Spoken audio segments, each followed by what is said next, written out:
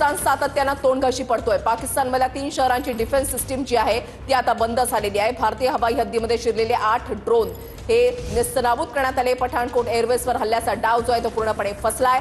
जैसलमेरमध्ये पाकिस्तानचं दुसरं F-16 विमान हे नेस्तनाबूत करण्यात आलंय आणि आतापर्यंत पाकिस्तानची 4 विमानं 4 लढाऊ विमानं जी आहेत ती नष्ट करण्यात आली आहेत। 2 J-17 आणि 2 F-16 विमानं जी आहेत ती नेस्तनाबूत करण्यात आली आहेत। पाकिस्तानची 2 चायनामेड विमानं ही पूर्णपणे नेस्तनाबूत करण्यात आलेली आहेत। ती दृश्य जी आहेत ती आता समोर आलेली आहेत। एकीकडे ती दृश्य आपण पाहताय, एकीकडे अपडेट्स आपण पाहताय। भारतावरचा हल्ला पाकिस्तानला महागात पडणार आहे। सुरुवात आम्ही केली नाही, मात्र एंड आम्ही करणार। भारताच्या सुरक्षेसाठी पूर्ण तयार। महत्वाची बातमी आपण पाहताय, आपले 3ही सैन्य दल तयार आहे। पाकिस्तान हल्ल्यावर भारतीय सेनेची ही मोठी प्रतिक्रिया आहे की जर आमच्यावर हल्ला कराल तर त्याला जशास तसं उत्तर दिलं जाईल। भारताच्या सुरक्षेसाठी आम्ही पूर्ण तयार असल्याचं भारतीय सेनेची ही मोठी प्रतिक्रिया।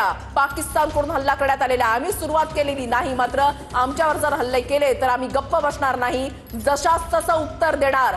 पाकिस्तानच्या हल्ल्यावर भारतीय सेनेची ही मोठी प्रतिक्रिया जी आहे ती आपण या ठिकाणी पाहताय। देशामधल्या सर्व विमानतळांवर आता हाय अलर्ट जारी करण्यात आलेला आहे। प्रत्येक विमानतळावर हाय अलर्ट जारी करण्यात आलाय। हल्ल्याच्या पार्श्वभूमीवर सुरक्षेमध्ये मोठी वाढ करण्यात आलेली आहे। अमित शहांची BSFच्या डीजींसोबत फोनवरून चर्चा झालेली आहे।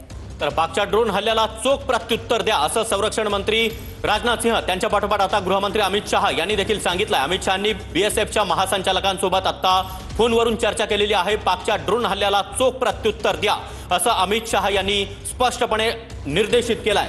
तर भारताच्या सार्वभौमत्वाच्या सुरक्षेसाठी पूर्णपणे तयार असल्याचं भारतीय सैन्याने आता म्हटलंय। भारतीय सैन्याकडून एक पत्रक जारी करण्यात आलेलं आहे। भारताच्या 3ही सेना अलर्ट मोडवर आहेत। सर्वच विमानतळांवर आता हाय अलर्ट जारी करण्यात आलाय। BSFचे DG दलजीत सिंग चौधरींसोबत सध्या अमित शहा चर्चा करतायत।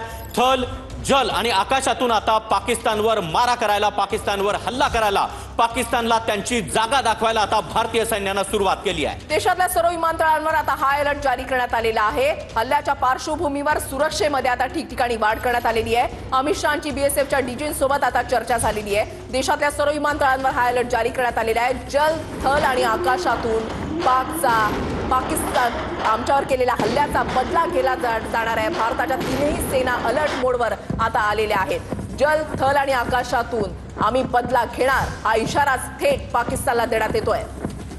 देशामधल्या सर्व विमानतळांवर आता हाय अलर्ट जो आहे तो जारी करण्यात आलेला आहे। पूर्णपणे खबरदारी जी ती घेतली जाते। सुरक्षेच्या कारणास्तव जो हाय अलर्ट विमानतळांवर घेण्यात आलेला आहे त्या दृष्टीनं सर्व सुरक्षा व्यवस्था जी आहे ती तैनात करण्यात आलेली आहे। ठिकठिकाणी ब्लॅकआउट घेण्यात आलेला आहे। लोकांना सांगितलं जात आहे की घरातच राहा, घराच्या बाहेर पडू नका, घाबरून जाऊ नका, कारण आपली सिस्टीम, आपली यंत्रणा तेवढी सज्ज आहे तुमच्या सुरक्षेसाठी। भारतीय सैन्यानं हा इशाराच पाकिस्तानला दिला आहे की आम्ही सज्ज आहोत तुमच्या प्रत्येक हल्ल्याला उत्तर देण्यासाठी।